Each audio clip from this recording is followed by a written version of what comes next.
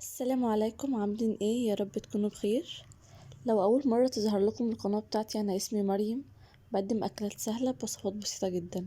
النهارده هعمل معاكم الجلاش، هعمله محشي بالفول السوداني والجوز الهند.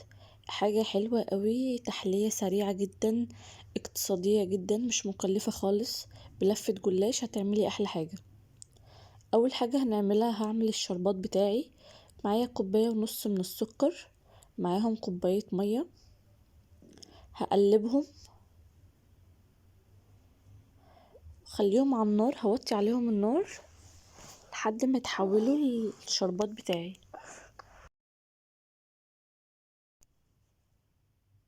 هضيف كيس من الفانيليا، وهوطي عليه النار لحد ما يبقى شربات.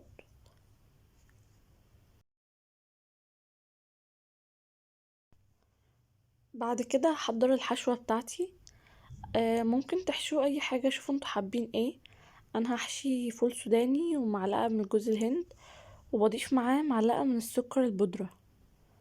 لو مفيش سكر بودرة ممكن يبقى عسل نحل برضو. انا باخد طبقة واحدة بس من الجلاش وبطبقها نصين.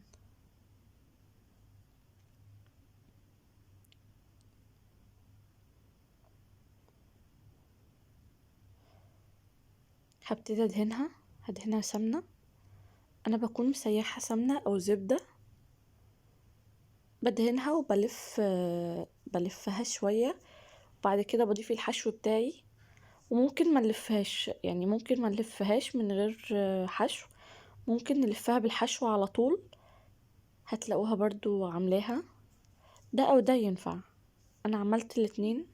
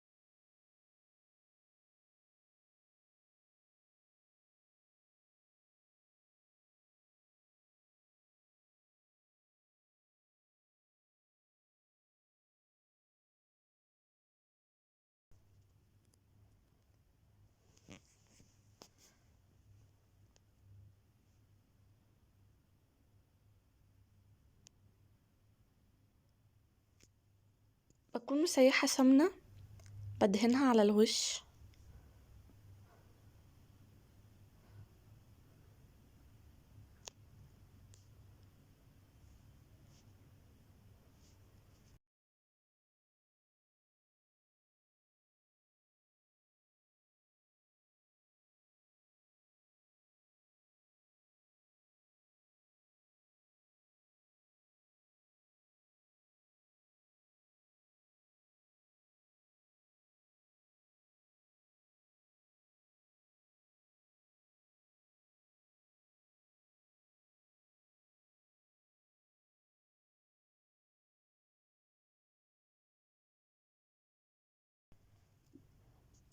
كده بقت جاهزة. هدخلها الفرن، هدخلها لحد ما تاخد لون. وده كان شكلها لما خرجت من الفرن، واخده لون ذهبي حلو قوي. هنزل بالشربات بتاعي، الشربات بيكون بارد والجلاش سخن. حاجه يا رب كده اكون فدتكم، ويا ريت لو عجبكم الفيديو تدعموني باشتراك للقناه ولايك وشير. فعلوا زر الجرس عشان يوصلكم كل جديد. اشوفكم في اكله جديده. باي باي.